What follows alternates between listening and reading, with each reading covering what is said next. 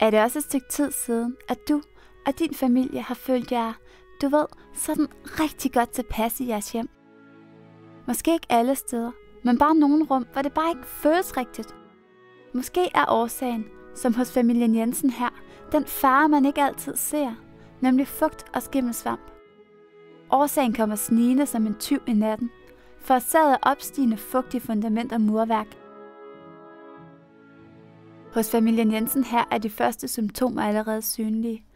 Ikke ved huset som sådan, men som fysiske symptomer hos sønnen Thomas og hans storesøster Dicte. De har de sidste par nætter haft tilstoppet næse, ubehag og røde øjne, uden synlig grund. Så mor og far gik i gang med at undersøge, hvad årsagen kunne være.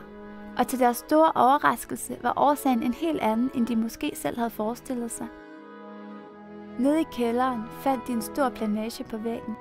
Til deres held havde de til den seneste vejfest overhørt nogle naboer omtale firmaet EcoDry som dem, der måske kunne løse familiens problem. De kontaktede straks EcoDry som deres bedste mulighed for at få problemet løst hurtigt og med færrest mulige gener. Ved den efterfølgende inspektion og målinger blev formodningen bekræftet. Det var skimmelsvamp. EcoDrys boks blev monteret inden for få timer.